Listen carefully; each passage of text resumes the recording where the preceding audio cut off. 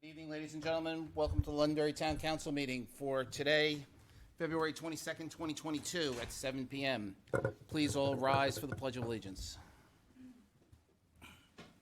I pledge allegiance to the flag of the United States of America and to the republic for which it stands, one nation, under God, indivisible, liberty and justice for all. Ladies and gentlemen, let's remain standing for all those people who are in harm's way today in Europe. Pray for their safety. Thank you.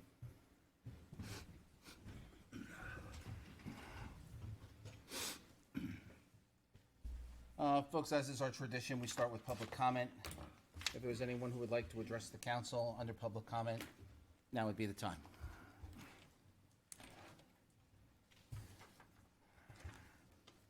Hi, Dan. Hi. Just name and address for the records, please. Daniel Bouchard, O'Connell Drive, Londonderry. When we had the warrant hearings, I requested to see if we can get some information about how many empty positions we have on departments, for how long. I was wondering if we could get that information at some point. Mike, can you look into that? I'll email it to you this week. Okay. My other thing is, it was brought to my attention anyway that part-time employees are getting health benefits. Is that for all part-time employees or? No, I can answer that question. That is only for 3 part-time employees of the police department who are retirees and fall under the NHRS subsidy. So the town is only paying, in order to retain them for these special positions that we have them in as part-time employees, we're only paying the delta. Okay. No other part-time employees. All right. I don't know why the other part-time employees wouldn't get it, just to be fair, but. This was just, again, a special sidebar with the police union for these particular part-time positions at the police department. Okay. I hear the council frequently say transparency, okay? A couple years ago, we had a position that was presented to the voters, and it was specifically said there'd be no medical benefits included in this position. It would be a truck, a trailer, four-wheeler that was bought, but there was specifically was told no medical benefits. I brought that up in a conversation where the chairman of the budget committee goes, yeah, I heard the same thing. And now we have this person that gets medical benefits. I just don't understand. If you tell the taxpayers, we're going to do this position, this is what we're going to have. And now that position is getting medical benefits. I'm not aware of what position it is or which employee is. It's I'm careful not to talk about individual employees here in public because I believe they should have some privacy. Yep, I agree. If something like that is actually happening, Yep. it's happening. The council, as far as I know, is not aware of it. Okay. If there was a sidebar done on a union contract, that generally doesn't come in front of us. So, but if that is happening and it is an issue, then we'll address it. Okay, because I mean, when you come to the taxpayers and you make the presentation that this is how much this position is going to cost, this is what we got to outfit the position for, and it's asked, for benefits, no benefits because it's a retired person that's going to take it. They don't need the benefits, yada yada. Okay, so we're not funding that, and all of a sudden it's funded. So. Yeah, I can't answer your question Yep. because this is the first I'm hearing of it. I Yep. think it's the first any of us are hearing of it. If it was the direction that we gave, then we need to address it. Okay. I hope that at some point it's going to come out how it came about and why it came about. Well, the good news Or is it's not- if it's a sidebar to a union agreement, it's public record. So, yeah, that's fine. But I have I no know issue. that when the position was first created, John, there was no medical benefits, and then Yeah. there was. I So- think I can probably figure it out, but in difference, and I would do this in deference to any employee. Yep. I just think that we owe everyone their privacy. Yep. I understand that, but I'm just concerned as a taxpayer when something is presented to me, and because it was asked, why are you so opposed to Article 17? Okay, because I guess I've seen this happen a lot in town, through the years, and they're like, what do you mean? I said, well, recently, this position was funded, without medical benefits, now it is. Well, okay. So I think that the voters already spoke on Article 17 years ago, and I hope that they continue to preserve that as open space. Thank you. Yeah, thank you. Make sure I get a copy of that. Can I just ask a question of Mike on this subject? Sure. Okay. Hey, Mike, for the benefit of me and maybe some other people out here, maybe you could explain what is a sidebar, when does it happen, why does it happen, and how many of them do we have? I can't answer how many we have. What I can tell you is, and I'll ask Lisa to jump in as well if I say anything that she disagrees with, it is an amendment to a contract, very basically. All of our collective bargaining agreements, I believe, are subject to sidebars at some point along the way. And that is typically done to address issues that were not anticipated between the parties at the time the CBA was negotiated. So scheduling issues, things that either were not or could not have been anticipated. And so to answer your question, that is what it is. It's an amendment to a collective bargaining agreement. I wouldn't say they're rare, but I also wouldn't say that they happen every month. I would say maybe once a year, if that. Again, when a particular issue arises that needs to be addressed. And what is the scope of these sidebars? What can they take in? Increases in someone getting paid, like he just said, for insurance, who wasn't getting insurance, and then the council doesn't get notified? Why?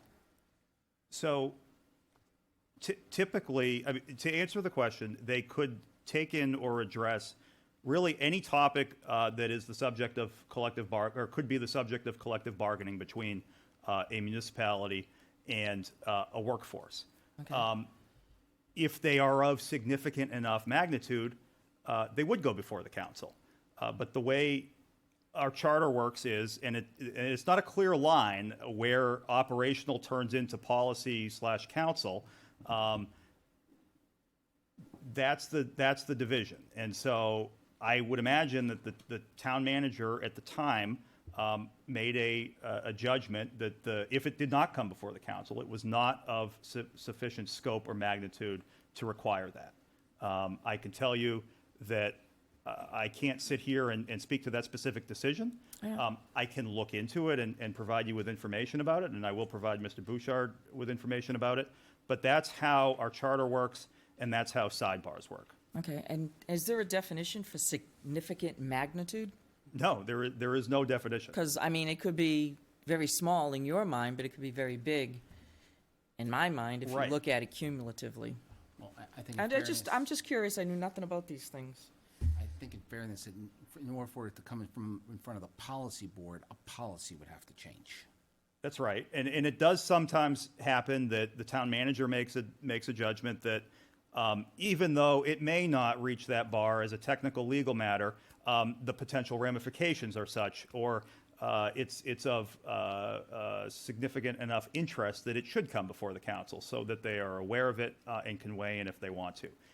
Again, there are no definitions here in the context of what we're discussing. It's a lot of this is a judgment call. I can tell you that in my experience, the former town manager did a good job of navigating that judgment call in my experience. Yes, so. One thing I just wanted to mention on this topic area is that we have a practice in this council, and for several years now, that before we add a headcount position, regardless of where it is in the town operation, we go to the voters first, and we put that on the warrant, and we ask their permission. That's a local practice. My experience now up at the State House that I've had recently is that nobody does that.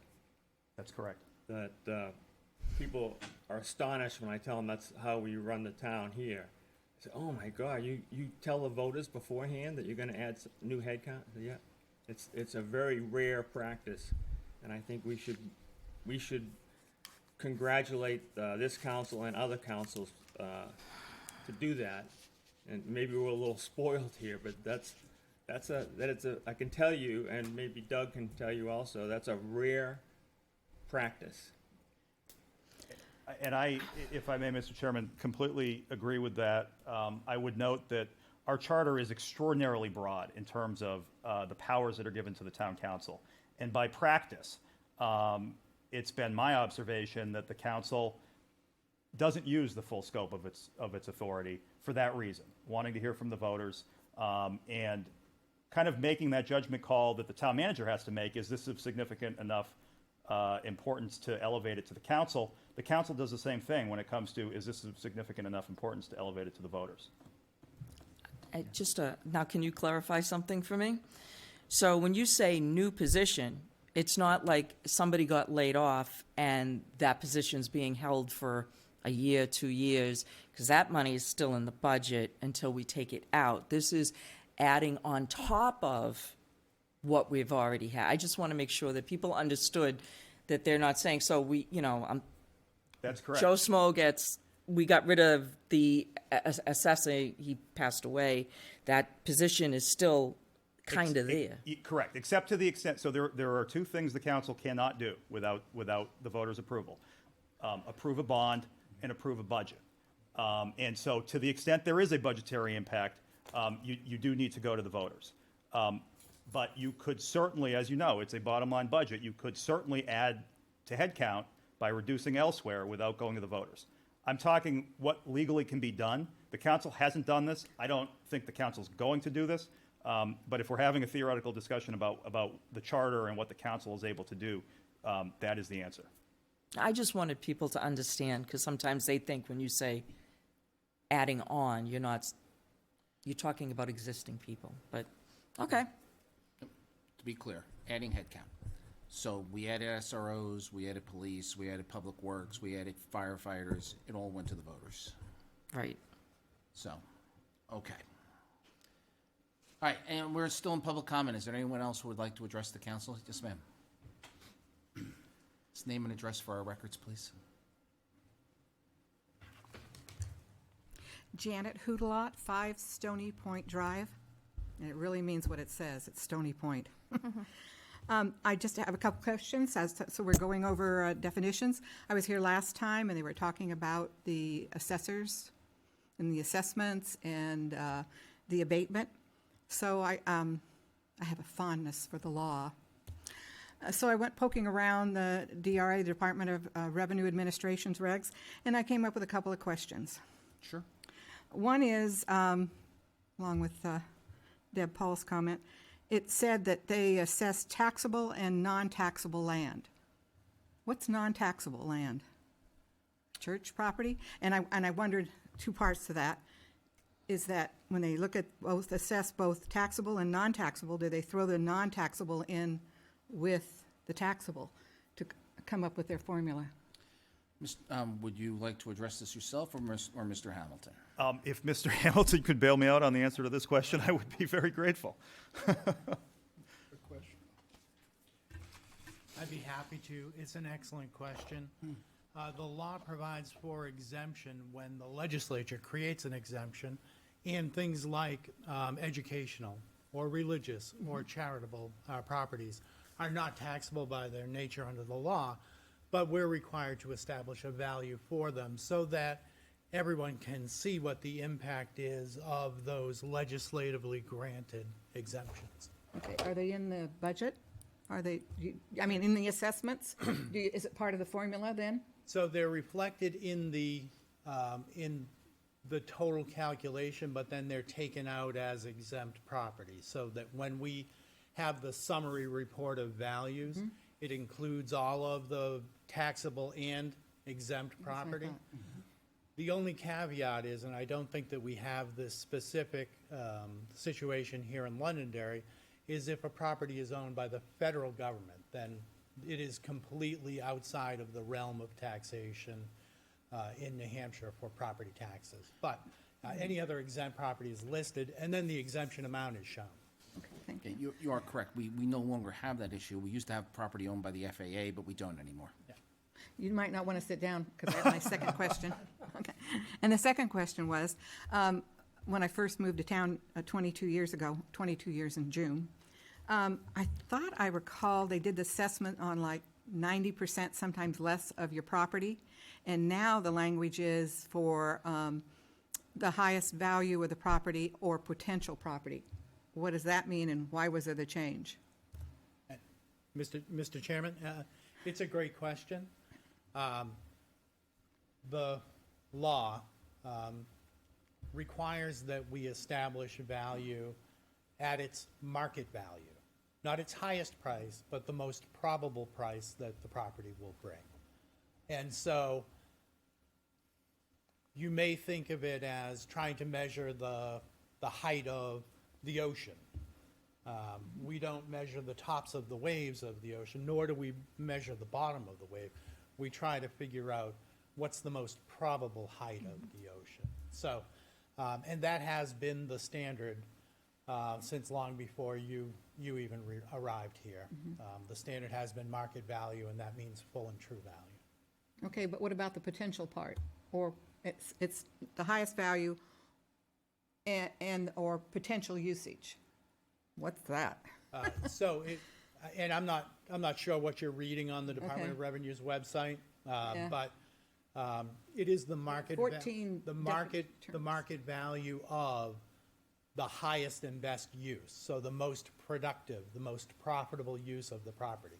Most properties in their existing use are at their highest and best use. If you have a condominium unit or a residential dwelling, that's pretty obvious that it's the highest and best use. But if you have another property which is only marginally improved, but it could support an office building or a retail center, then its value may be something other than the current use of the property. It may be at some other use. Okay, 'cause my mind went to, so see if this matches what you're thinking. So I own a house where they've started to build business buildings around it, and so now I'm there. So I'm going to be taxed at the value of the houses around me, not the houses, but the businesses around me, because because obviously my acreage is eventually going to go to be business property. So that's an interesting point for people who live in their property, which is now in a commercial or industrial zone. There is a provision of law that allows us to assess you as though you are in a residential location rather than at that higher, because the legislature knew that that could be a problem. Through no fault of yours, the situation changes in your neighborhood. Okay, thank you. You're welcome. Thanks, Steve. Is there anyone else who would like to ask a question under public comment?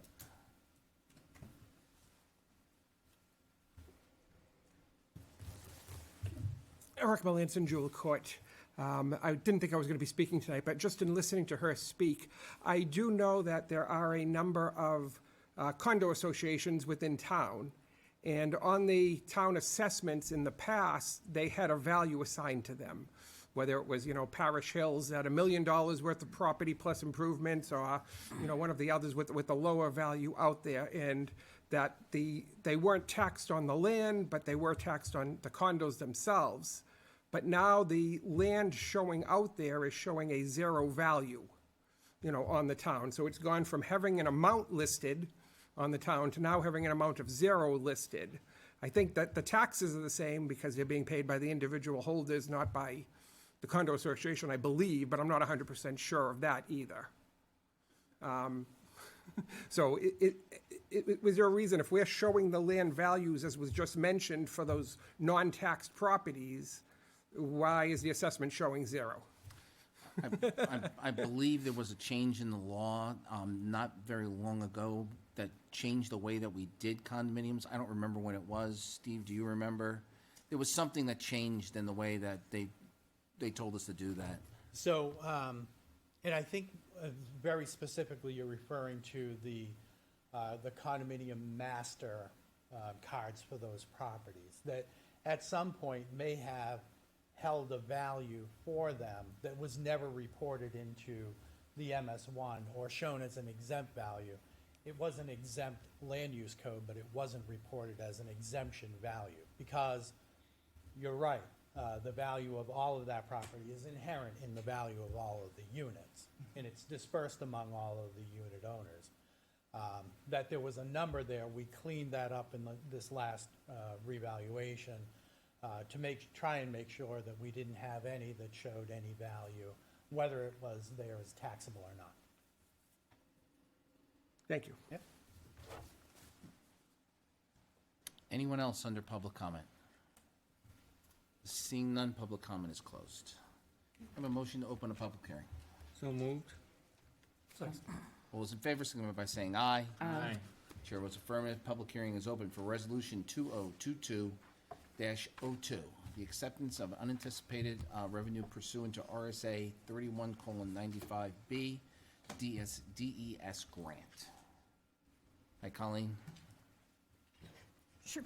So, Mr. Chair, members of the council, what you have before you is a request for authorization to authorize the acting town manager to sign paperwork associated with this grant.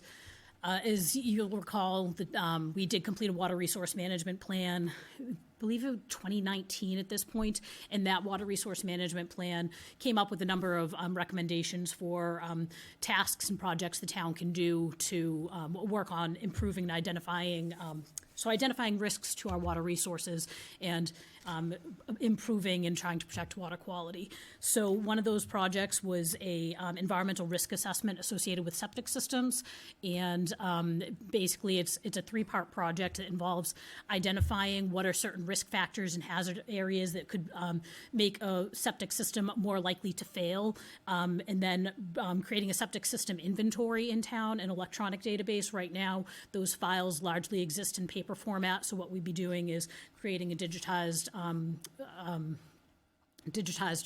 files and a spreadsheet supporting that and database, so we'll know the age, location of those septic systems and flag the ones that have been identified as being in areas that are higher risk or potential to impact water resources nearby. And then finally, a public outreach component, which especially something that the Planning Board and Conservation Commission have long had concerns. A lot of times you have people moving to an area where now they're on a septic system. They've never had a septic system before. They don't understand what you can and can't put down the pipes, what the impact could be, how often you need to maintain these. So this is a project that we've applied to NHDES's Source Water Protection Grant Program, and they have awarded us a $12,865 grant to complete this project. We are going to be supplementing that with some funding from my department budget and our existing management services line to make sure that we can complete the project and come up with something that'll be effective. And we are going to be utilizing our summer intern this summer within our department budget. We always have had funding for a summer intern. The past couple of years, because of COVID, we haven't taken advantage of that. And so we are looking at bringing back our intern program this summer for a local college student who's hopefully interested in water resource protection issues to assist us with the project. So I'm happy to answer any questions. Questions? Tom? Just as a hint, for those of you, as Colleen mentioned, that are not familiar with septic systems, you know that, well, we know from experience, you don't put down steak bones or anything that has heavy amounts of fat in it into a septic system. So put those in the green bucket instead. Ladies and gentlemen, this is a public hearing. Is there anyone in the audience that has a question? Seeing none, I will accept the motion to enter into and approve a grant with the DES in the amount of $12,865 to Londonderry and authorize the acting town manager, Mr. Michael Malaguti, to sign paperwork associated with such grant on behalf of the town. So moved? Second. All those in favor, signify by saying aye. Aye. So I have a piece, thank you, Colleen. So I have a piece up here that needs to be witnessed by a notary. Are you a notary? I am.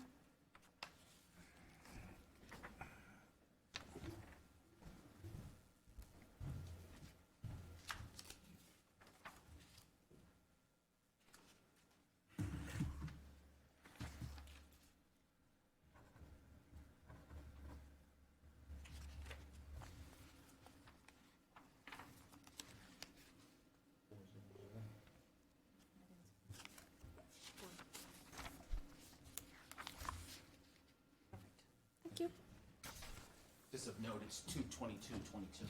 Yeah.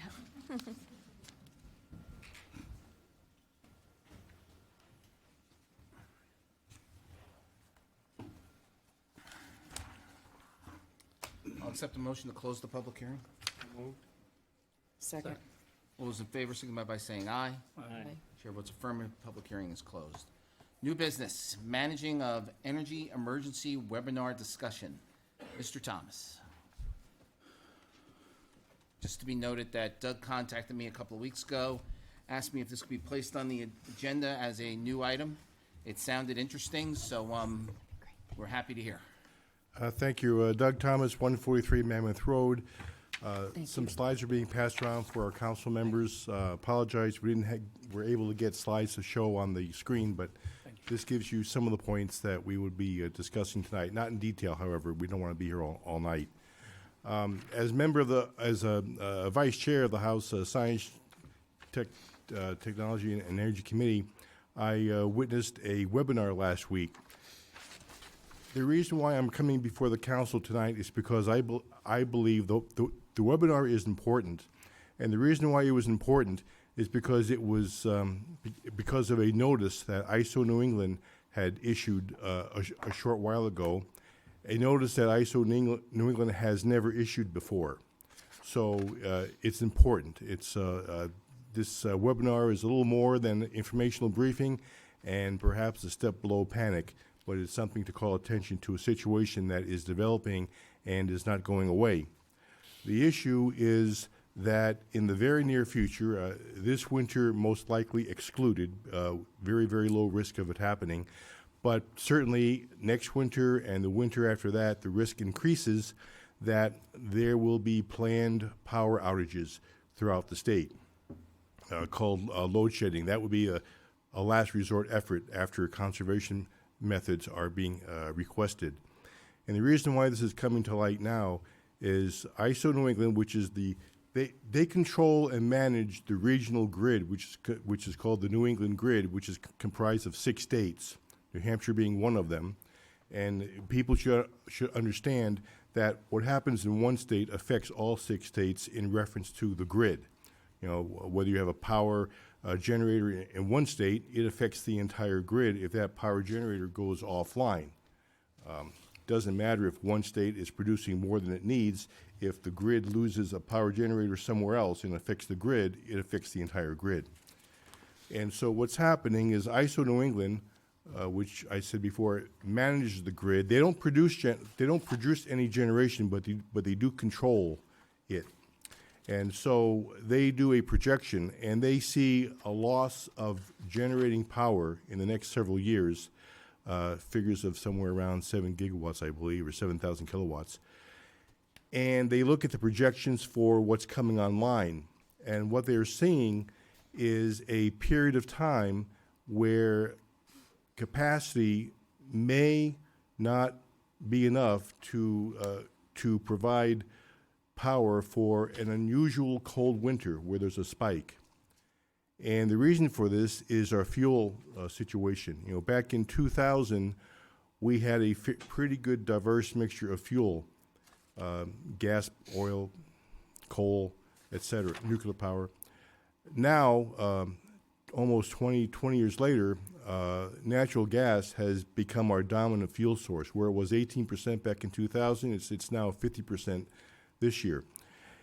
And because of that, we rely heavily on it. And the pipelines cannot provide enough fuel, enough natural gas to provide what we need during the wintertime. Not because there's not enough gas. We have plenty of gas in this country, but there's not enough pipelines. And the pipelines that we do have were never meant to provide gas for power generation. They were primarily designed for distribution, local light commercial use, and things like that. So as we begin to shut down some of our power plants, and what's coming online is mainly renewables, there's a period of time where they may not be enough to handle extreme bouts of cold weather. So ISO New England has requested utilities to brief and provide information to the state and the towns on the plans of what could happen when this happens, There'll be a period of time of some heightened awareness that if they believe that there might be a situation developing, there'll be a period of conservation requests and all the way up to an appeal by the governor to conserve the power you're using. If that fails, there will be an emergency declared, and at best you may have 10 minutes before power begins to be shut off in various stages, not everyone at the same time, but there will be a step-by-step power cutoff for a short period of time. Now, with me, I have Eversource. I have Mr. Dave Cloutier, which is the Director of Systems Operations, with me that can explain some of those steps to you. And behind me, I have Allison McLean and Dave Carrier, who are part of the community relations team for this area here, if you have any questions for them. But I think the situation is important enough, and also in view of the fact that we now have a new energy task force, I think the town needs to be aware of what could happen and to gather the resources and to make plans, and people can make plans for not if, but when this happens, sometime in the future. Again, right now the risk is low, but it gets riskier every year as we progress. I'd like to turn it over now to Mr. Cloutier to explain just what would happen when an emergency is actually called. Sure. Dave Cloutier, 15 Wendover Way in Bedford. As stated, we may get a call from ISO, hopefully several days in advance to prepare us for a shortage of energy and give people time to get prepared and start to think about conserving. But, when it came time to it, if we lost a pipeline feeding New England or a large generator, they would call us, and within 10 minutes, we'd have to turn off whatever amount of customers they told us to.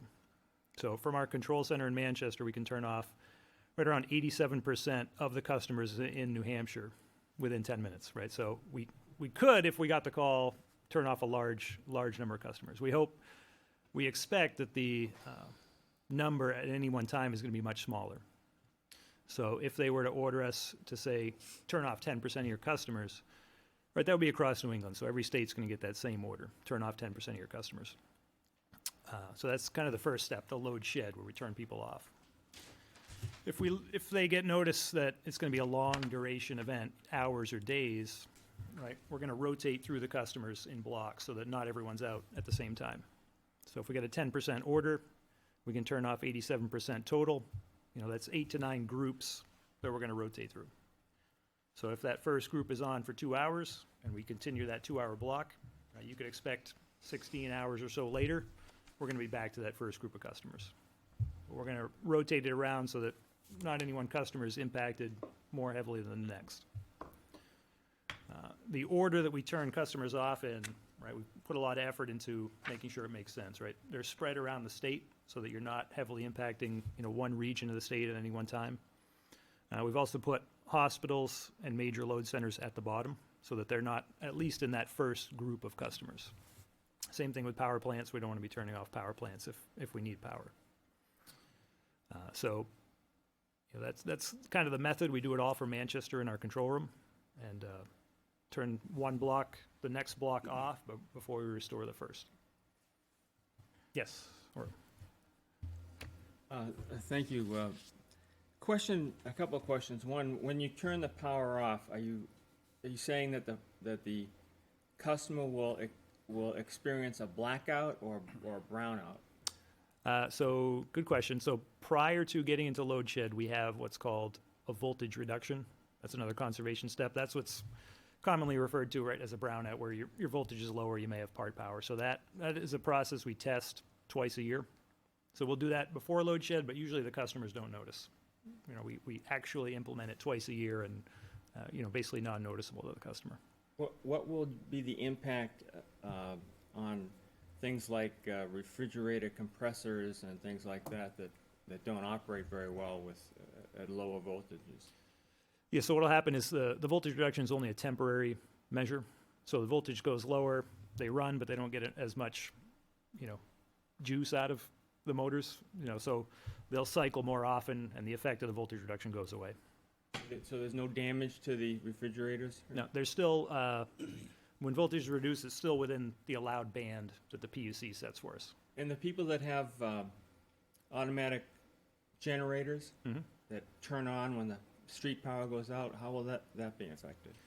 Well, so, this outage to the customers, it's going to look like any outage they have during a storm, right? So they'll be at home if they haven't been on the news and seen, the public appeals for conservation, their lights are going to go out just as if it's a windstorm, right? And then 2 hours later or 3 or 4, whatever that rotation is, they're going to come back on.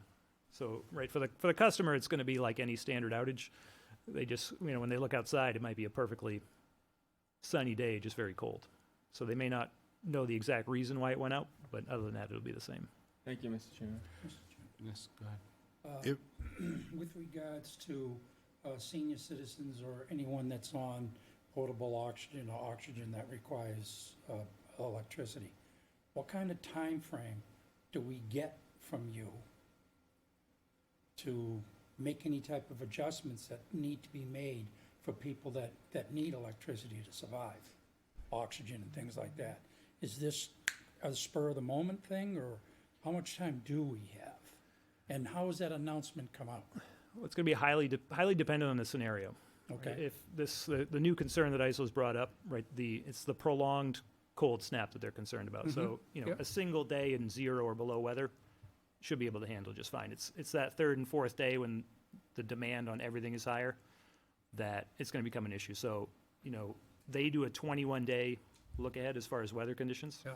So they're going to see that coming, right, and they're going to start contacting us, National Grid, the other utilities. Our Allison and her folks will start to get the word out to the communities. Okay. Yeah, I was just going to say that Ms. McLean behind me could probably answer questions on how they intend to communicate and keep in touch. That's part of their job, to keep in touch. Also, part of the reason for the webinar and this briefing was to alert town officials and state and so forth that they really need to start planning for this to happen sometime in the not so distant future, such as reviewing your current plans of what happens when you have power outages, preparing to activate on a short notice, sharing the information amongst the customers within town here, or I should say the residents, making sure all the generators are working and operable for all the municipal buildings and critical functions.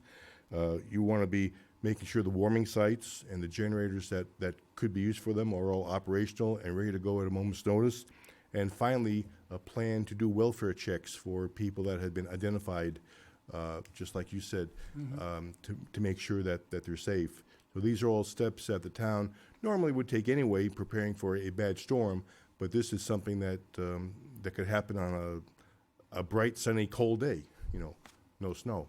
So that's this is unprecedented by ISO New England to offer this notice, and so it's a question of not if but when it'll happen in the foreseeable future, because of what we have. We've taken a position here to go with a lot more renewables. We have pipelines haven't been built, hydro transmission lines haven't been built. And so ISO looks in the future to see what capacity we have or don't have, and they've issued this notice because they see a period of time when we could have this happen. I don't know if you have any more to add, Allison? Mr. Chairman, may I approach? Of course. Allison McLean, Community Relations. Thank you very much. Allison McLean, Community Relations with Eversource. And with me today is David Creer, who is the point of contact for the town of Londonderry and Community Relations. I think the only thing I would add, because the representative has done an excellent job in explaining a very confusing situation, but this would be very different than a storm, although it would result in an outage. It's important that the town is preparing, and certainly anything that we can do from a team ahead to help the town, we're there to support. The things that will be different is that critical facilities such as your fire departments, police departments, they would be in part of these controlled outages, very different than a storm that creates outages. We isolate those critical facilities and try and get those on immediately. They are on a priority list, as long as with other facilities, but those would be included in this. We wouldn't have a way of being able to isolate those out. And it would be very different that you wouldn't see trucks rolling in town and you wouldn't see the restoration that's being happened. But in lieu of that, though, we would still be implementing our liaison organization, which some of you are probably familiar with, where we would augment our communication staff so that we would have somebody assigned directly to Londonderry to be supporting any questions or anything that we can do from our end of the controlled outage. So you all are going to try to fill Liz LaRocca's shoes? That's a very difficult job to do, as Mr. Creer is finding out, as he has taken on Elizabeth's. Make sure you talk to him before he Yes, leaves. yes, it is a very big role to fill. But and we've tried to pull her out of retirement to be a liaison, and she's But she's not gonna enjoying do that. retirement. She's smart. She's going to do. She is. Okay. All right. So, do you have anything before I start asking questions? Yes, please. Thank you very much. You're welcome. So are these only for cold weather? So they're not going to happen in the summer when we have extreme heat waves? Or are you saying, because I just heard you say cold, cold, cold, cold, cold. Yeah, so they could happen any day of the year, depending on the generation that's going on in New England. The challenge with winter, even though the overall consumption in the winter is much lower. Power usage is much lower in the middle of the winter than it is middle of summer. The issue is that home heating with natural gas uses up the majority of the natural gas supply. So in the summer, we have an overabundance of natural gas to fuel the power plants. In the winter, that home heating gets priority over the power plants. So it's becoming more likely in the winter, where in prior years it was more likely in the summer. Okay, If- go ahead. I was gonna say, if I can explain a little more, because it's something I just learned a few days ago, I should say learned it correctly. The pipelines we have here were not meant for power generation. The sizing and so forth was meant for light commercial use way back when they were first put in. So when we come to winter, everyone, and since we now have a 50% reliability on natural gas, most of the gas that can be fed through the pipelines is fed for heat. What's left over that the power plants, such as the one we have here in Londonderry, can get, not only is the price much higher because of the way that they do marketing on the competitive marketing system, but the supply just isn't there enough. And so it not only drives the price up, but heating goes first, and the pipes can only push through so much because of that's what they weren't designed to power plant, the gas plant originally. So it's because of the fuel situation, and that's why in the summertime we likely wouldn't have this problem, because we don't have a heating problem. And so there's plenty of gas flowing through the pipelines to power the power plants that can produce more electricity to power the air conditioners when it gets very hot out.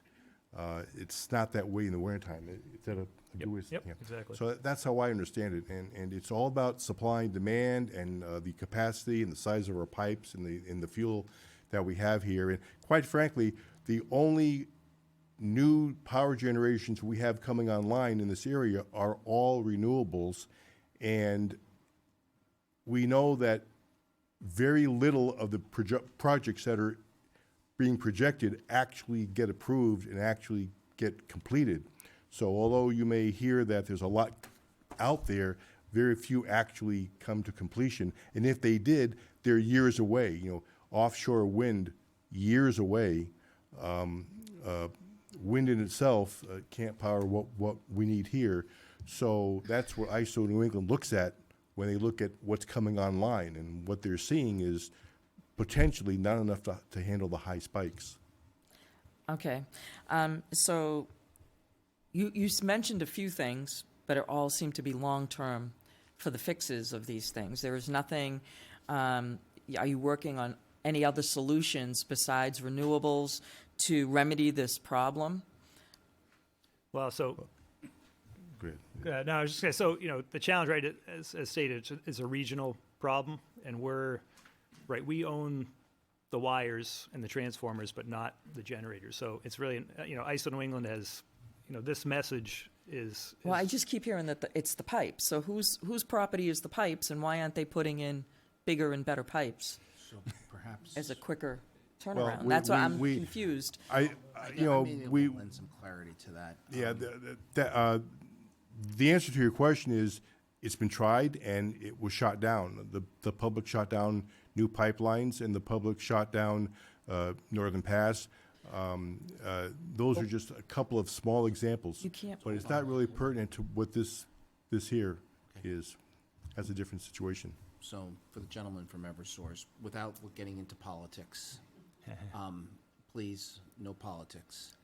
The Quebec Hydro project that was going to come from Quebec down through New Hampshire was denied by the PUC, right?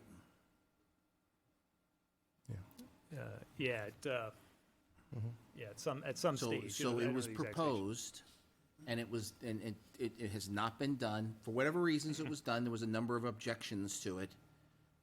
So that's not happening. There was gas pipelines that were supposed to come across New York with Tennessee Valley, with Tennessee Gas.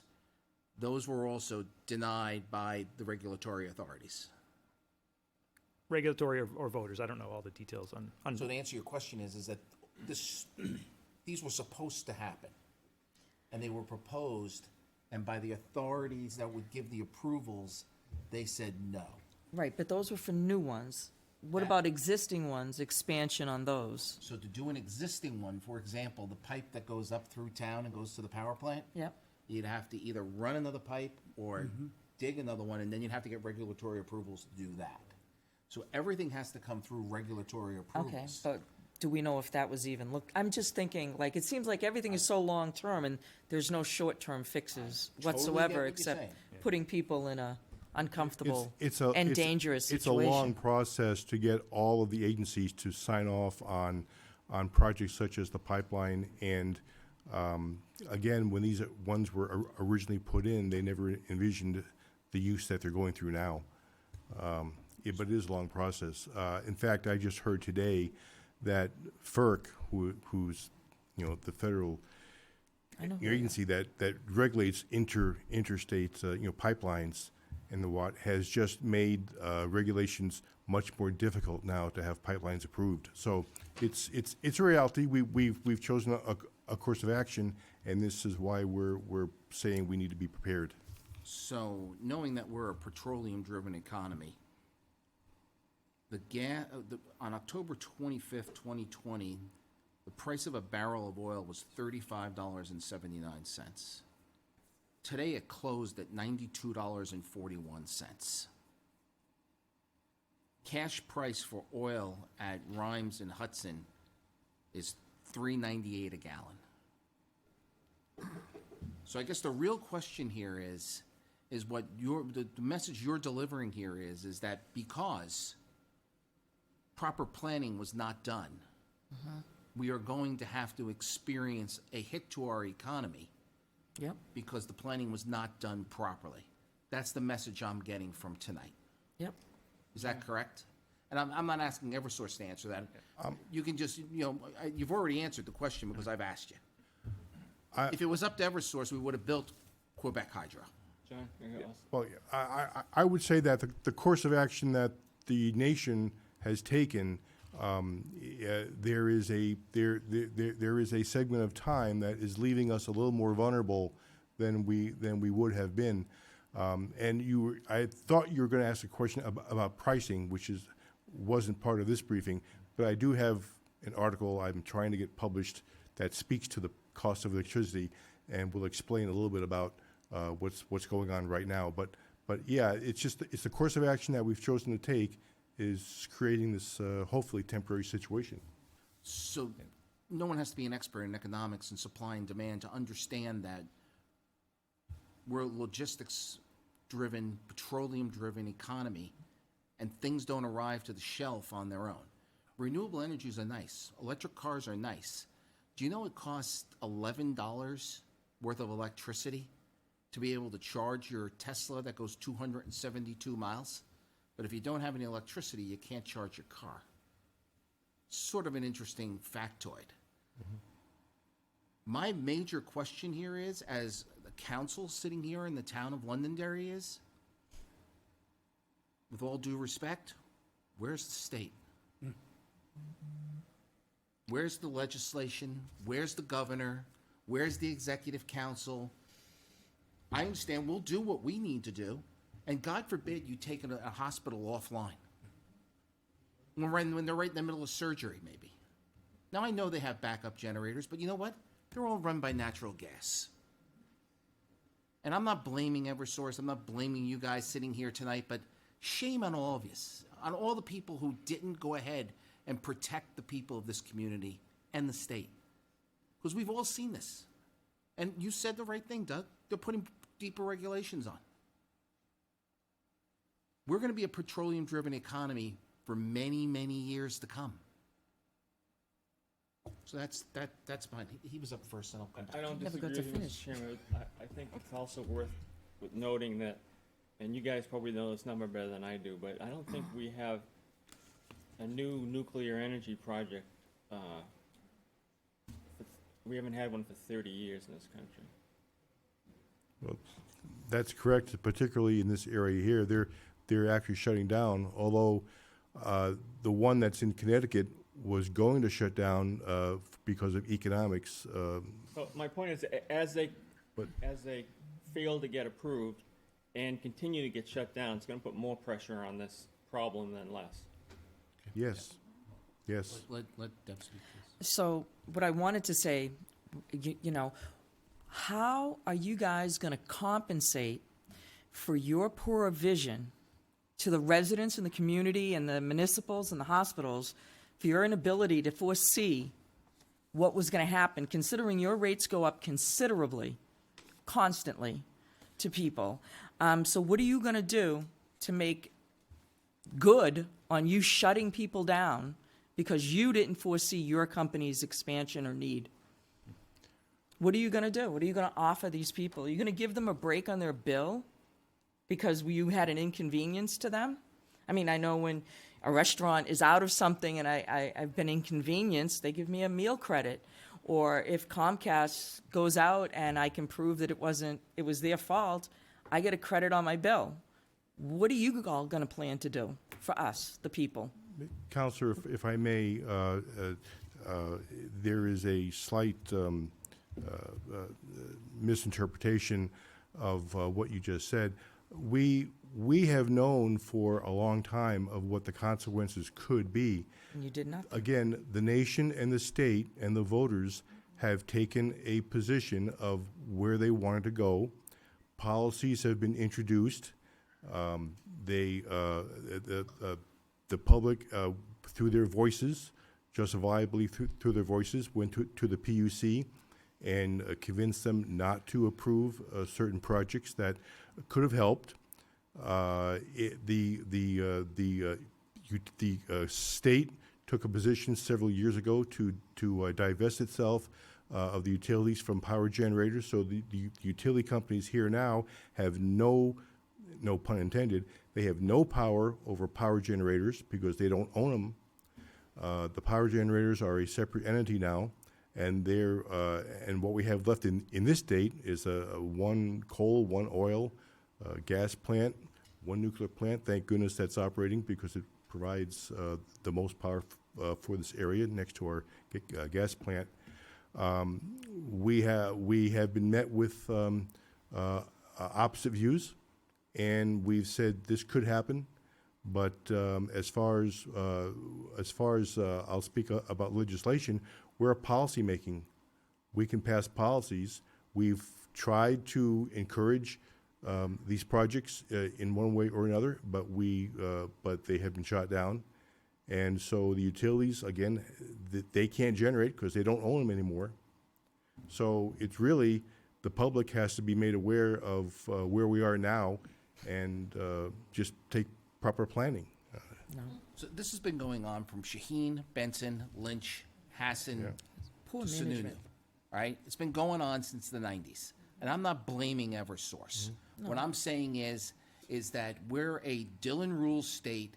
You guys, I don't mean you all or you Doug or you Tom, but the legislature sends us stuff, and then and most of it's unfunded.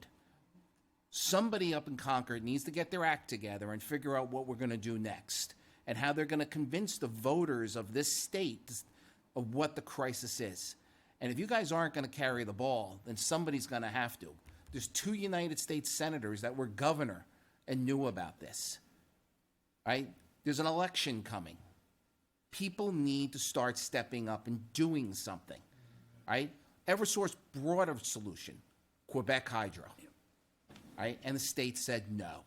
Tennessee Gas, and the state said no. And other states said no. So welcome to California, because this is what you're going to get. This is what they're rolling through and doing. So if the 400 people who are sitting up there in the state house and the 24 that are in the state senate and the 5 that are on the executive council and the governor can't do anything, maybe Londonderry will have to do something. It's a little silly at this point, don't you think?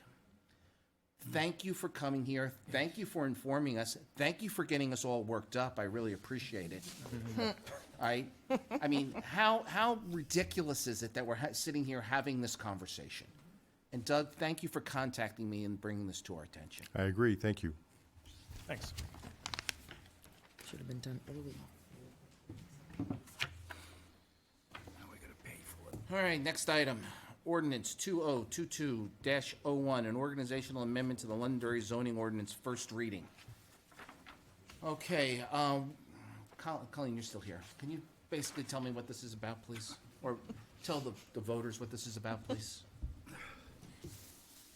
Sure, Mr. Council members, Mr. Chair, members of the council. This is, as it says, organizational amendment. It's really resolving some Scrivener's errors and typographical errors that that were the result of the zoning overhaul that was completed in 2018.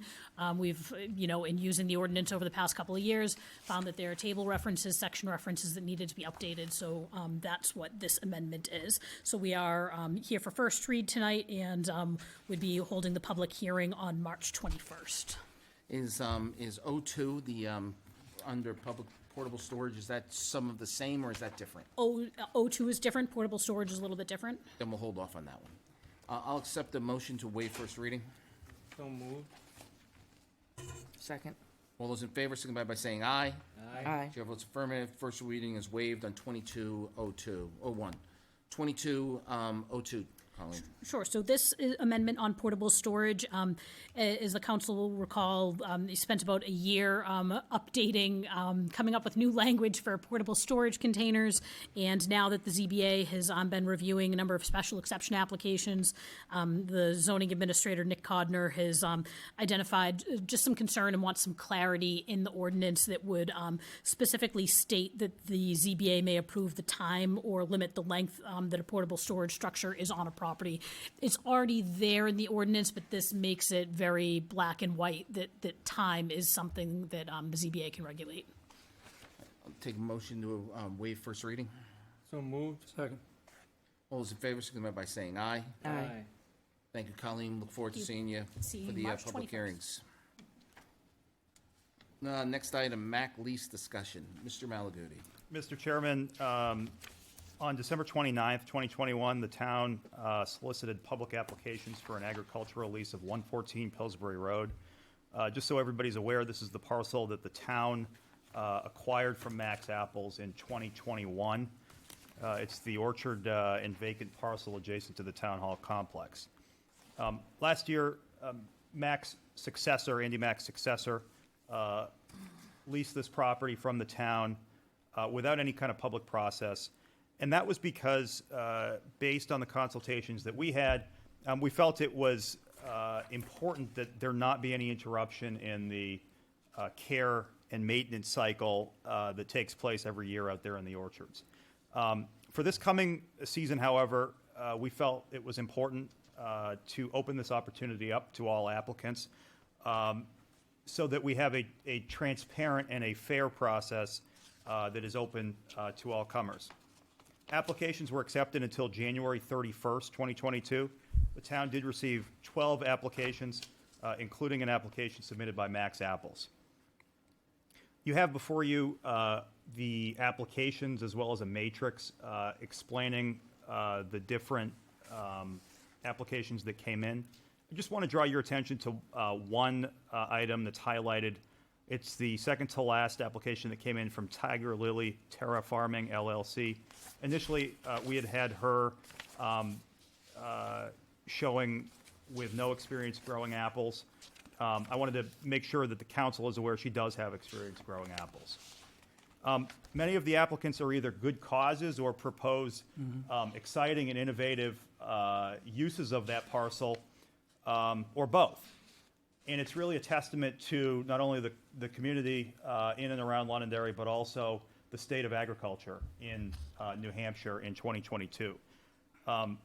That being said, we have a good problem. We have an overabundance of folks who, in a lot of different ways, could do great things with that parcel.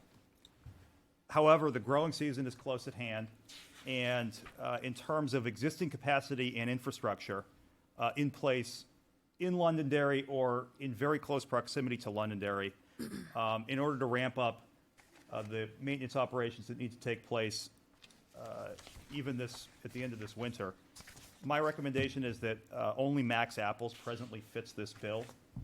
I've had informal discussions with Mr. Christensen's attorney. He's indicated that he's willing to lease the parcel from the town on the same conditions as last year. So that is a 1-year lease for $1 of consideration on condition that he keep the orchard in good repair, and some other items that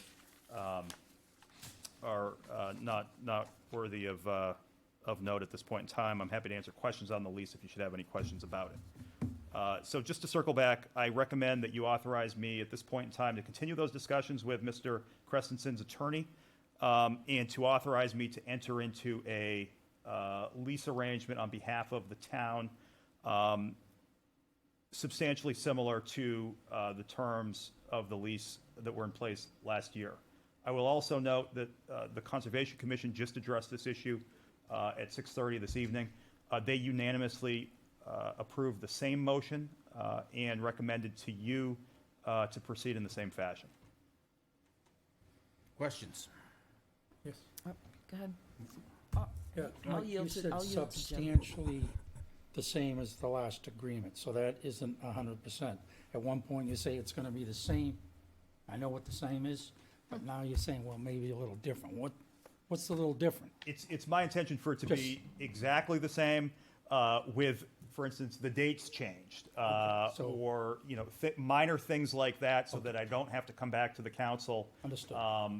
to get approval. But if there are substantive changes, yes, of course, I will come back to the council for Thank you. approval. Thank you.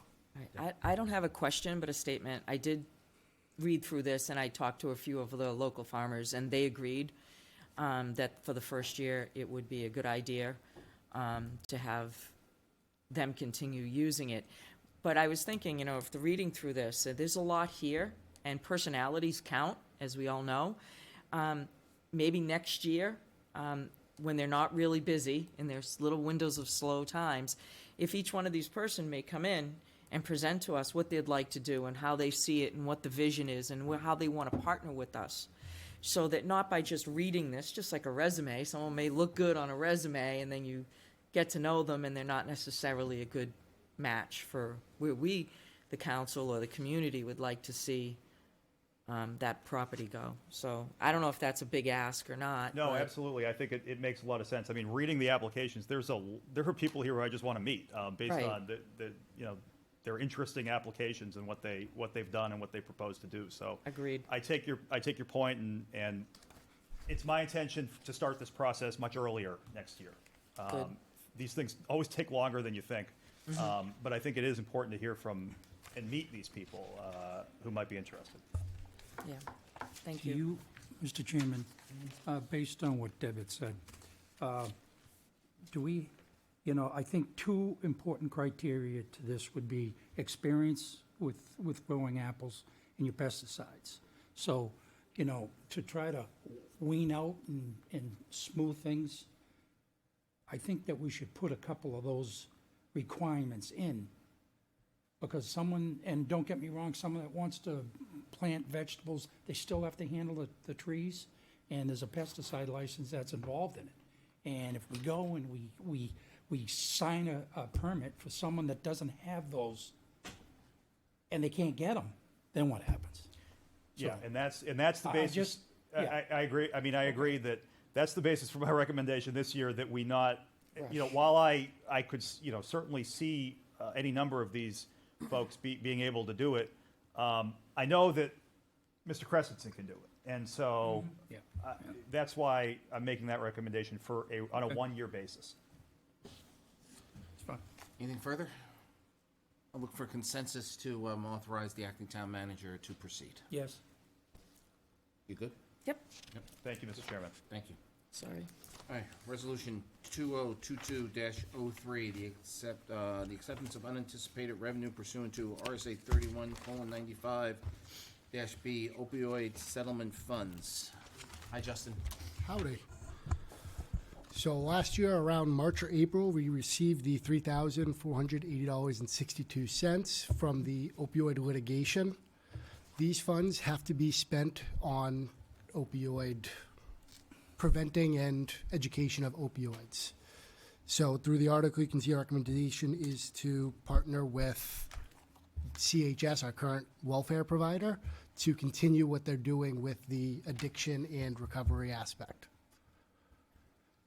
Questions? Question? Yeah. Go ahead, Deb. Oh, thank you, Jim. Can we broaden that search and maybe get people like the Upper Room or Center of Life Management that deals with people going through withdrawals of addictions and mental health issues, and same thing with Upper Room that deals with kids, young mothers who have dropped out of school trying to get their life together, educational programs that they put out into the communities, along with the YMCA, that is actually really touching people who are addicted and who are living with people who are addicted as an option. I'm not exactly sure what HCA actually is doing with, I know it's not a lot of money, but it would be a lot to some of these other groups. And I know in those other groups, it would go directly to our citizens. So I just kind of was curious as to what they were doing and if you thought about using other.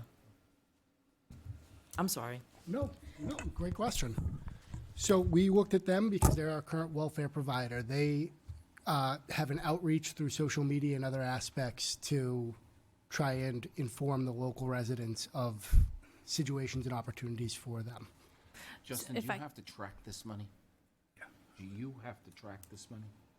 We have to track that it went for this purpose, yes. Mr. Chairman, real quick question. I think this is all well and good, but can this money be used to support our school resource officers to develop some programs in school That would be better. for drug? It may be. It may be able to be used for that purpose. Right. And so, to answer the question, yes, we could, really, as a legal matter, the purpose of this, and I realize it contains language about the intended purpose. The purpose of this is to accept the unanticipated revenue. Right. If the council wanted to accept the unanticipated revenue without specifying the purpose, with the understanding that we would work to identify any potentially other available options, I think we can do that. Right. All right, As I'm long as I'm it's- taking the with Greater Dairy Community Health Services, Inc. out of the resolution. As long as it serves the opioid aspect, we can use it on certain things. Well, it As a says school into an- resource into officer, we agreement. could, we would just have to make sure that it is Absolutely. opioid-related, not marijuana-related, or something of that nature. And I will bring it back to the council for input. Okay, so I'm looking for a motion to approve an amendment to Resolution 2022-03 to remove with Greater Dairy Community Health Services, Inc. You got it. Yes. The amount that we're gonna get is around $30,000, that we said, or 3,000? 3,500. Yeah, $3,480.62 is what we have. Tom, if I- I'm in favor of the direction that we're going, but I have to tell you, I'm a little disappointed in the amount. When we were first briefed on this, there was anticipation that this was gonna be maybe 2 orders of magnitude larger than this. Councilor Dolan, if I could interject for just a moment, this is just what we have on hand so far. There are several opioid-related litigation matters ongoing at the same time. They're settling at different rates. with different distributors, different manufacturers, et cetera. This is just what we're hoping is sort of the first tranche, if you will. Good information, thank you. Sure. Okay, so I have an amendment. I'm looking for a motion to approve the amendment on the floor. So moved? Need a second? Second. All those in favor signify by saying aye. Aye. Aye. All right, so I've crossed it out. It's been amended in 2022-03. Are there any additional questions? I'll look for a motion to approve the amended resolution 2022-03. So moved? Second? All those in favor signify by saying aye. Aye. Chair votes affirmative. We're approved. Thank you. Thank you, Justin. Absolutely. Old business, assessing update, Mr. Hamilton. Mr. Hamilton, how are our friends at Forest Hills? Actually, they're very well, and they send their regards to you and to the rest of the council. I think they very much appreciated the fact that both myself and the acting town manager, I'm not sure how to address him at this point, Mike. went out. Mike and I went out and met with the residents there. I believe it was on the 10th of February, and we had a very engaging discussion. It was not quite as lively as it was here the Monday before that, but it was a very good opportunity for me to make a very small presentation and allow, I'm going to say, about an hour and a half for some really good questions and some assistance for them to help them fill out abatement applications. We didn't stop there at that point. Following up with that meeting, we sent out a mailer to every single resident there to offer an inspection of the units so that we can make sure that we have all of the descriptive information absolutely as lined up as we can on each of the units, because there are variations within these units, and we want to make sure that they're all appropriately weighted so that things like the age of some of the units and the depreciation that's appropriate to be applied is correct for each of the units. And so that was my purpose, was to just give you a very brief update on that meeting. The process is still underway. So far, we have 29 appointments for inspections beginning on Thursday afternoon. Most of them will occur next week on Monday and Tuesday, and then on the following week on Monday and Tuesday. The inspections are going to be completed by myself and two of my associates on staff of Whitney. It's not going to involve the town's employees or staff, and there is no additional charge for these inspections. This is just a natural part of the entire process. We're going to make sure that we verify all of the unit information that we can while we're out there. We do know that there are a few people who are lucky enough to be in Florida or South Carolina or some other place right now. And so when those individuals are back, we'll be offering the same opportunity for inspection to them. I did want to just give you a brief update on the total number of abatements that we've received. From Forest Hills is 28 abatement requests so far. There are a total of 57, including those Forest Hills abatement requests. And so I don't anticipate that we're going to be able to get 100% of those people to want to apply, but I think everybody who is interested understands the process and has ample opportunity to make the request with us. I think there was one other piece of information I think that you had requested about the informal hearing process that we had completed, and asked how many informal hearings did we hold. And I can't remember which of you asked that really great question, but we did hold informal hearings for 148 properties in the late summer of last year.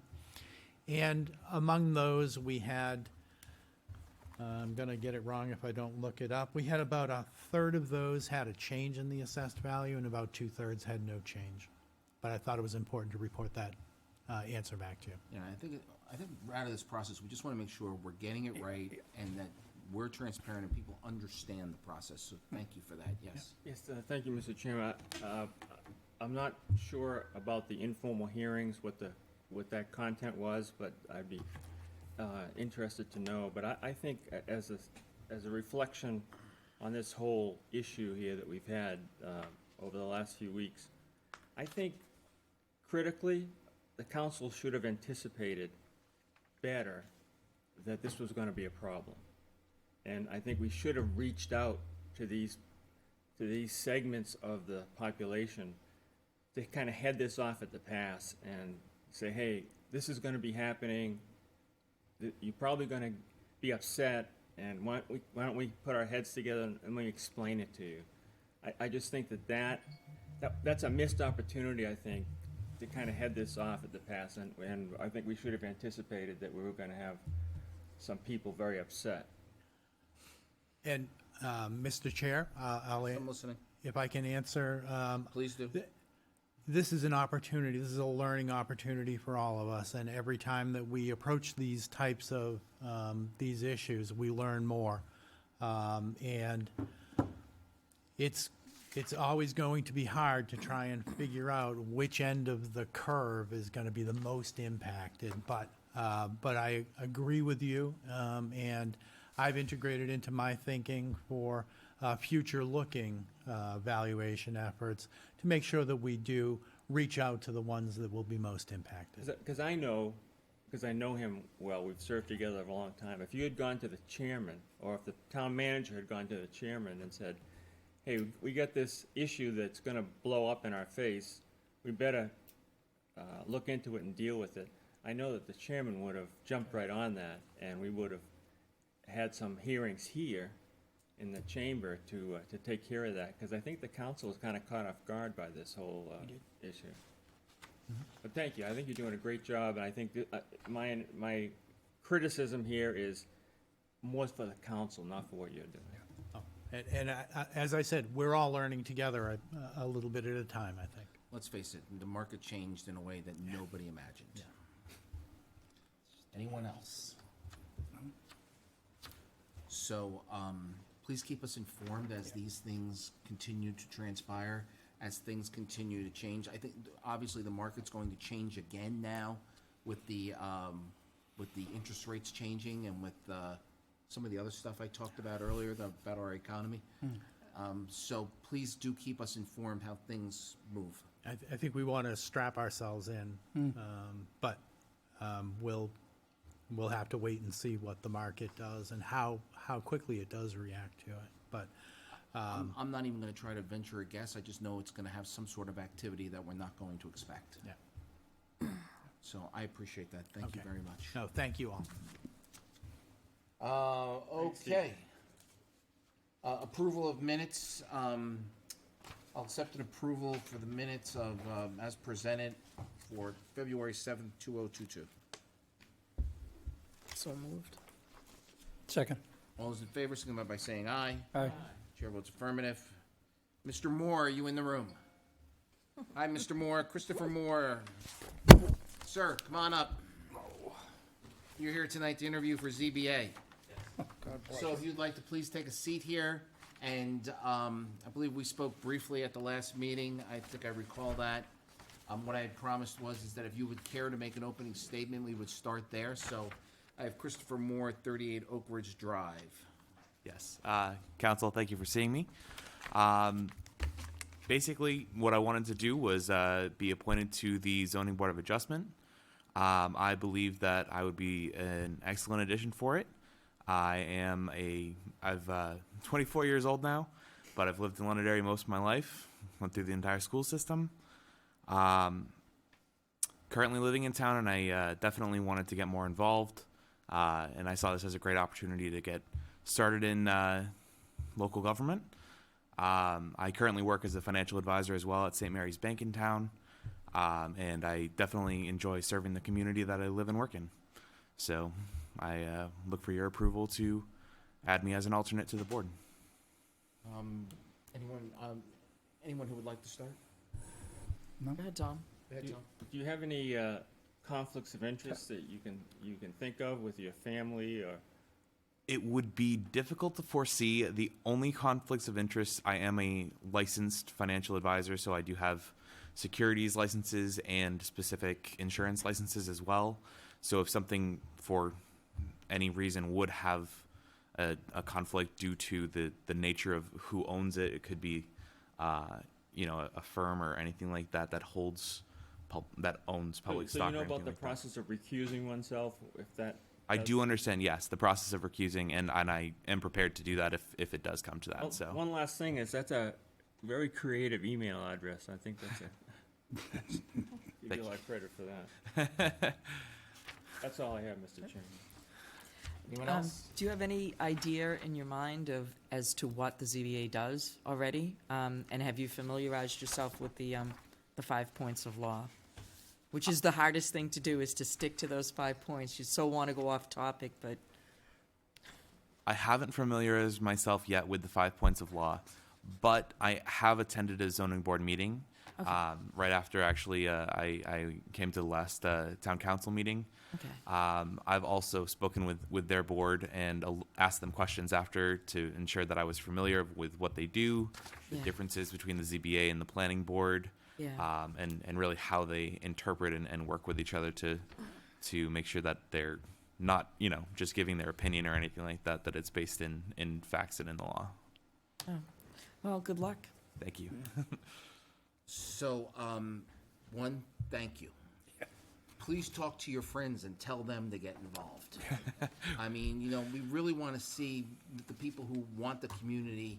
We really think of this place as, someplace we need to protect. And we really want to see the people who live here, grew up here. Thank you for getting involved. Well Very said. much appreciated. Absolutely. Chairman, I'd like to make a motion that we appoint Mr. Moore to the ZBA. Well, Second. I would like to ask him one more Oh, okay. question. I thought you were- Okay. All right, I'm not going to tell anybody what your email address is, but how'd you come up with this? Well, I'll tell anyone. It's 1,000 somebody. It's nothing weird. It's nothing crazy. Weird. I just thought it was really creative. I was probably about 10 years old when I made that email, so I don't know the specifics around it actually anymore. Good for you. I like that you stick with what you did. So, we Mr. have a Chairman. motion and a second on the floor. Mr. Chairman, just for clarification, that is an alternate position that's open, is my understanding. That is correct. Yes. Motion and a second on the floor. All those in favor, signify by saying aye. Aye. Chair votes affirmative. Yeah, Chris, go and see the town clerk and be sworn in. Thank you. Thank you for stepping up. Thank you. Appreciate it. And thanks for staying and listening tonight. You can be. Okay. Do we have any liaison reports? No? Liaison reports? We're good on liaison reports. Town manager report. Mr. Chairman, Mike Malaguti, I'm the acting town manager, and you have in front of you my first town manager's report for tonight's meeting.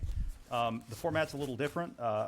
It's a written town manager's report with some attachments.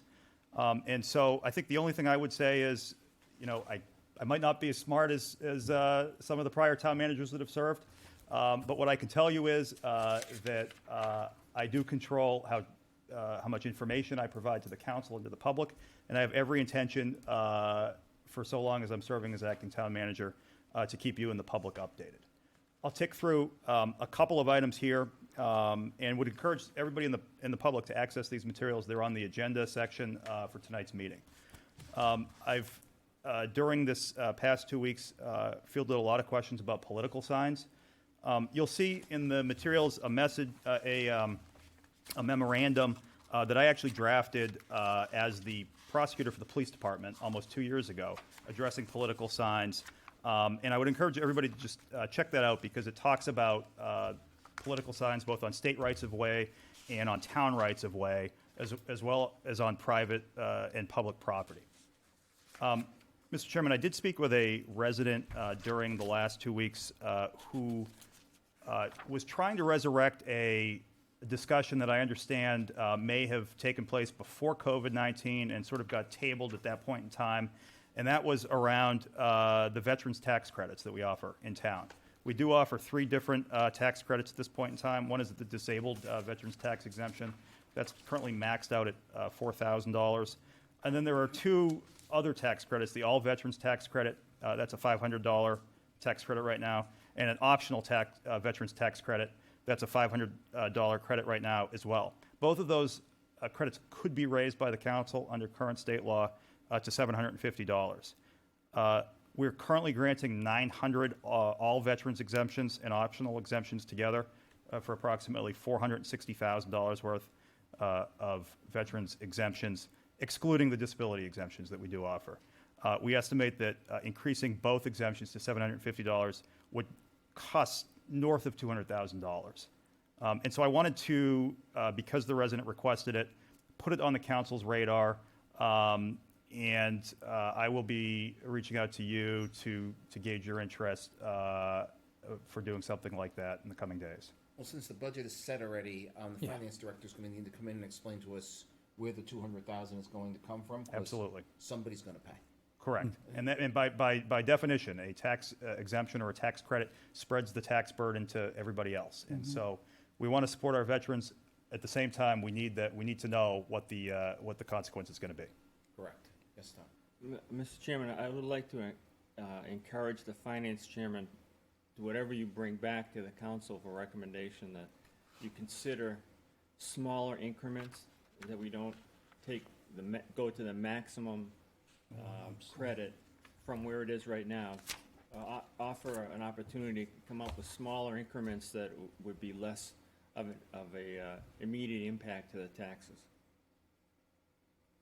Mr. Chairman, one of the other matters that I want to keep on the council's radar is the work that the town staff is conducting with DOT to address the Route 28 and Stonehenge intersection. Not only is that a big issue during rush hour, it's also a really unsafe area. And so there are a couple of different alternatives that are being discussed. One is a signalized intersection. The other is a roundabout. You'll see minutes from the meeting that the town staff had with DOT in the materials. And this is just informational for you and for the public because there will be another meeting with the town staff before a public informational meeting sometime this spring. I'm sure there'll be a lot of folks who want to weigh in on that. With regards to that intersection, it does require a certain set of skills to be able to take a left-hand turn out of there. Exactly. Let's just say a roundabout would require far greater skills. Yeah, that's right. And I think Yeah. Well, sure. I think one of the reasons I can't even imagine a roundabout over there. it's hard for me to imagine as well. Just a question, if you have other options that are on the table, would that wait for those public meetings?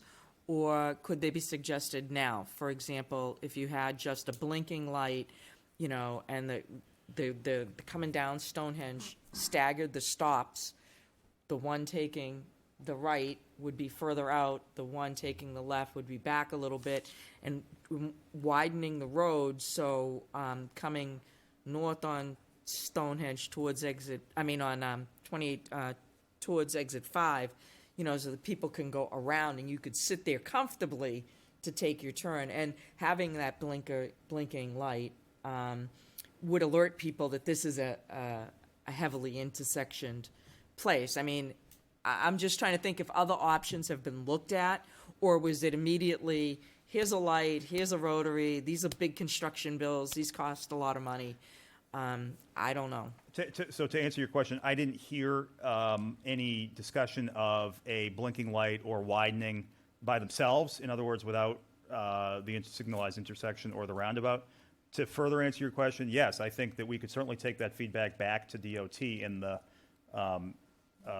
second meeting that we'll be having with them shortly and to find out the answer to your question. Because we have that $500,000 still, and I think it was assigned to that area. Correct.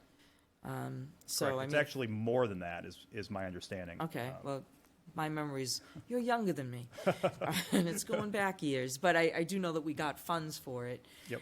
So, as long as we can keep it so that we don't have to put more funds into it and it still fixes the problem. I'll make sure that we discuss those two ideas with DOT when we do meet with them. When they were here, we did discuss with them that the height of the road and the leveling of the road is significant to the safety out there now. For example, the road is pitched towards the wetland. While I understand that, it also creates a problem in the winter, so that when someone tries to take a left, they'll wind up in the wetland. So, if they could please resurface that from when we brought that up to them, that would be helpful. It's a nasty area, and they were talking about that and recognizing that fact in our meeting. Mr. Chairman, Old Home Day planning is underway. 2022, it is the 300th anniversary of Londonderry this June. And so the plan is to incorporate that theme based on a suggestion that Councilor Paul made. I think it's a good suggestion into Old Home Day, and to see what the public is interested in terms of programming for that. Public meeting will take place on March 16th at 6 p.m. Encourage all members of the public, anybody who might want to participate in the planning to attend. And we recognize, of course, that not everybody who wants to participate can get there on the 16th. Reach out to us. We'll make sure that you're included going forward. Of course, March 8th, 2022, from 6 a.m. To no earlier than 6 p.m., the polls will be open at the Londonderry High School Gymnasium. The purpose is to elect officials and vote on the warrant articles. If anybody needs a copy of the warrant or any other information about the budget, just reach out and we'll be happy to get it to you. Lastly, Mr. Chairman, Mike Bennett, longtime Londonderry police officer, retired as a lieutenant and then served as the ACO, passed away on Saturday. Joined LPD in 1980 and retired, as I said, as a lieutenant in 2006. He was still there when I started in 2018 as the prosecutor for Londonderry Police Department. A lot of people over there are going to miss him, and I'd ask everybody to keep Mike and his family in their prayers this week. Thank you. Yes, services are this Thursday, I believe.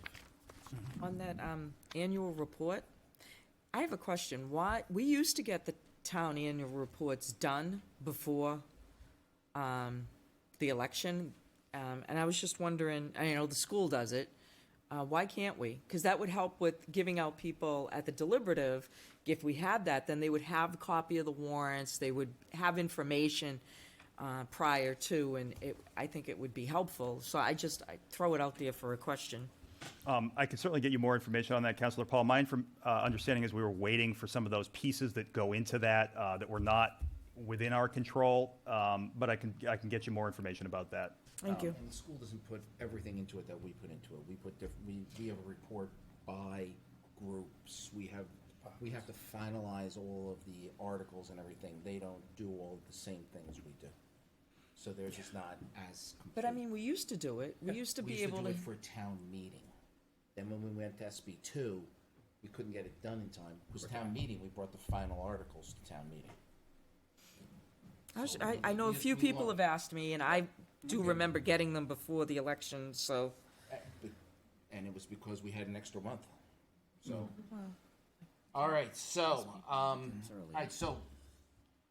so there's a meeting on our agenda. Oh, I'm sorry, Lisa. Mr. Chairman, I just wanted to add quickly that Leadership Londonderry is going to wrap up over the next couple months the current class, and it's time to solicit applicants for the next class. So we will be putting out information this week on our website, the calendar, the application, that sort of thing, and it'll also be on the website, as your Facebook page and the website. So anybody that's interested, take a look, and we're going to have information over at the election as well, just for people to take if they're interested, just a one-page informational sheet. Thank you. And Mr. Chairman, my fact checker, the finance director, just texted me and wanted me to make it clear that the polls close at 8, not 6. Yeah, I was just going to Open up at 6 a.m. to 8 p.m. So for the council, the polls open at 6 a.m. Joe, Deb, Tom, Jim, you need to be there at 10 minutes of 6. You have to sign to open the polls. You have to be there at 8 o'clock to close the polls. Y'all don't have to be there. I don't have to be there, but you do. I will be there anyway, because if someone doesn't make it on time, I can still open the polls. Please try to be there on time. 6 a.m. to 8 p.m., it's the school and the town that you're voting on. I have a council meeting that I'm going to leave on the calendar for March 7th. It's likely that we'll cancel that one and go with a council meeting for the 14th, since we have to by state law for an organizational meeting, and then a council meeting on the 28th of March, and then on the 4th of April, and the 18th of April. Kirby had asked me to see if I could run some dates out for her. I'll leave the one for the 7th in case there's something that comes up that we have to meet for, and we can always cancel that one. Anything further tonight? Accept a motion to adjourn? So moved, and Mr. Chairman, please allow me to say thank you to the council and those in support of the council. If you don't have the meeting on the 7th, this will be my last meeting. Well, with that, Mr. Dolan, 21 years on the council, I think you've done your service. Yes, certainly. And then some. So that's a motion to adjourn. I'll second that. Those in favor, signify by saying aye. Aye. Chair votes in the affirmative. We're adjourned. Thank you.